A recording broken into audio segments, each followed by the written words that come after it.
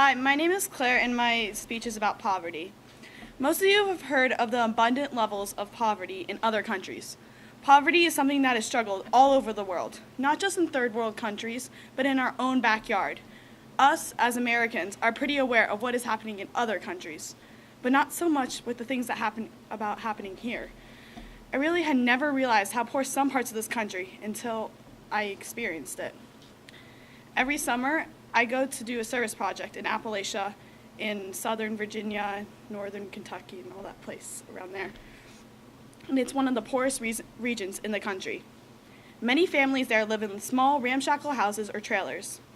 Even though these people don't have much, they seem to enjoy life with their family and friends. Everyone acts like they're related. Most families spend a lot of time with their neighbors and know them really well. I think that it's heartwarming that everyone is so close. Here in middle-class America, a lot of us don't even know the people who live next door to us, and it's kind of sad. We just go about our lives not even thinking about how fortunate we are.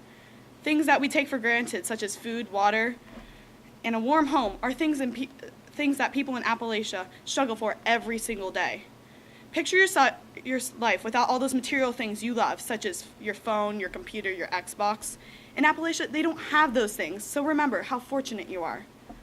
Last summer, I helped out an older couple who had a 5-year-old grandson named Ethan. When I first met him, he acted like a typical kid of that age. He loved Legos and building things with his little toolkit he had. And as I got to know him better, I realized how amazing he actually was. Ethan was wise beyond his years. He really got people. He understood how people didn't have to be the same. They were better off being totally different from one another in themselves. The kid had been through a lot. His mom, who he lived with most of the time, was an alcoholic. And Ethan's dad worked for a construction business and didn't make much, but every time he'd get a paycheck, he'd take Ethan out for lunch and buy him a new Lego set. Even though this family didn't have much and was sort of broken, they still found ways to be happy. Appalachia is full of people that truly care for one another. We had a picnic one night that week, and all the families in the crews that were helping them out and fix them houses could all come together. Most of the kids were playing frisbee and soccer in the field beside the pavilion we were eating in, and all the adults were standing around and talking to one another. One second, it was really, really sunny outside, and the next, there was a torrential downpour. All the adults were yelling at the kids to get inside, and none of them were listening. All of them were running around, screaming, laughing, and they looked like they were having so much fun. Even though the kids didn't have all the fancy electronics that we have, they still all look so happy all the time.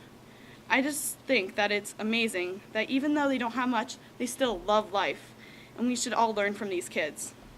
Poverty threatens these families, but they still make the most out of life.